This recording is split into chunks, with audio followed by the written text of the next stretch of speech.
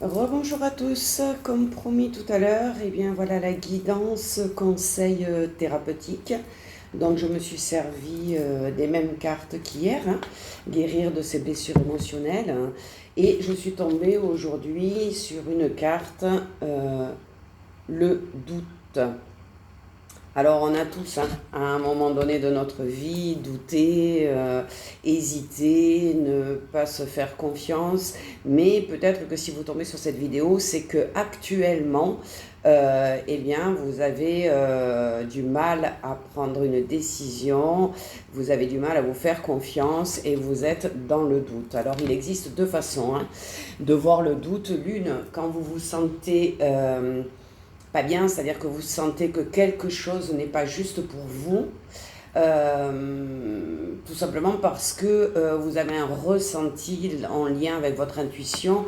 Et dans ce cas-là, le doute peut être très salutaire car il permet tout simplement d'aller plus loin, de creuser la situation et quelque chose au fond de vous qui vous dit que c'est peut-être pas bon pour vous ou pas juste.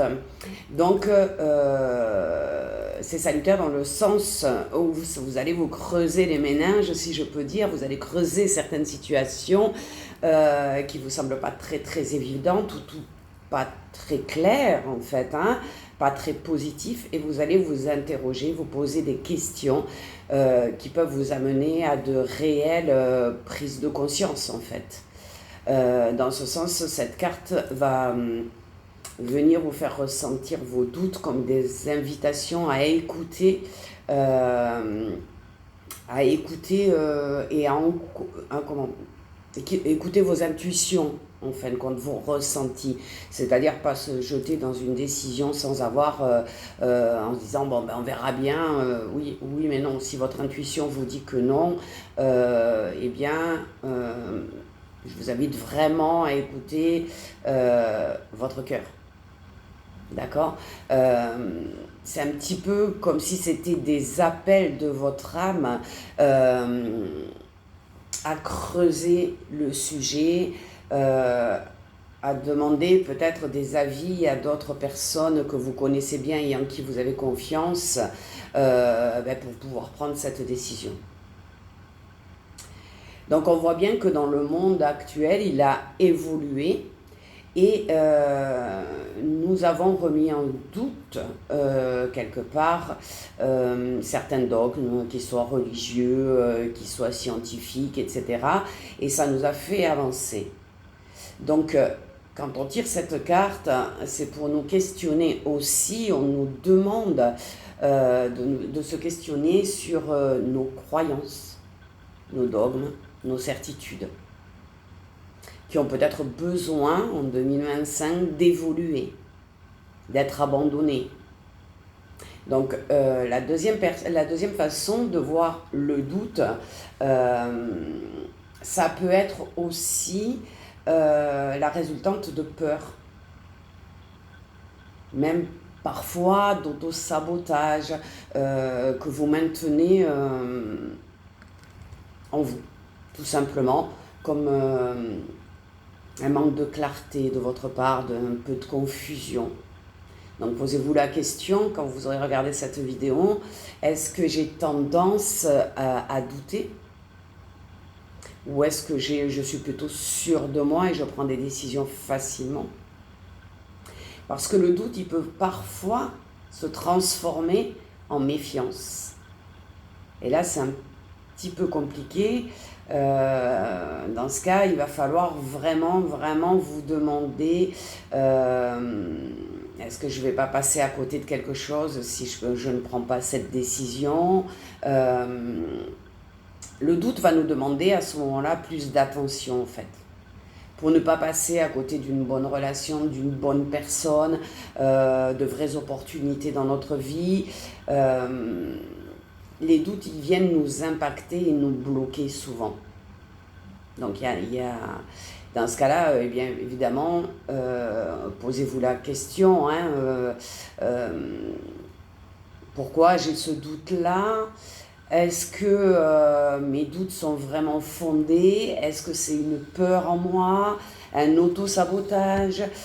Est-ce que je ne me fais pas confiance? Est-ce que j'ai des croyances limitantes ou bloquantes qui m'impactent dans ma vie, qui me mettent dans une certaine confusion?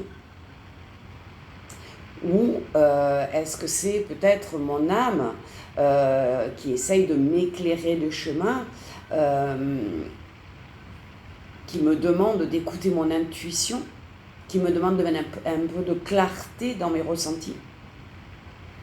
Donc, en fait, à ce moment-là, notre âme nous demande de comprendre le sens profond de nos doutes. Mettre de la conscience dans vos doutes, c'est déjà le premier pas important pour avoir des sentiments, des ressentis justes. Alors, si vous prenez conscience que ces doutes viennent de quelque part à l'intérieur de vous, eh bien, vous allez pouvoir les éclairer parce que ce sont des endroits qui demandent à ce qu'on y mette de la lumière. Et dans ce cas-là, très honnêtement, c'est difficile de le faire soi-même. Je vous invite, je vous conseille, mais ça ne dépend que de vous faire accompagner pour mettre plus de confiance au sein de votre vie, pour que ça puisse faire une différence en vous. Le manque de confiance, la confusion, il y a une raison. Vous avez forcément vécu quelque chose qui a créé inconsciemment ce lien avec la confusion, le doute, le manque de confiance, le manque d'estime. Donc aujourd'hui, pour commencer, je vais vous proposer de répéter plusieurs fois dans la journée. Je fais confiance à mes intuitions, à mes ressentis, les ressentis de mon corps, mais surtout les ressentis de mon cœur. J'accueille mes doutes et je m'ouvre à d'autres possibilités, à d'autres opportunités. En 2025, c'est une année qui nous demande de prendre des risques, qui nous demande de changer nos attitudes, qui nous demande d'aller plus loin, de se faire confiance.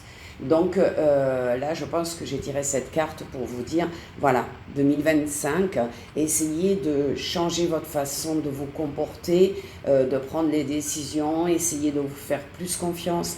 Et si vraiment c'est bloquant, vraiment il y a des peurs, il y a des gros doutes, vous vous auto-sabotez régulièrement, écoutez, faites appel à quelqu'un, à un thérapeute qui pourra vous aider. À vous de choisir la thérapie que vous trouvez la plus efficace. En règle générale, c'est souvent le MDR parce que en 1 voire 2 séances maximum, on peut déprogrammer neurologiquement le moment, le traumatisme, l'événement qui a créé ce manque de confiance et ces doutes.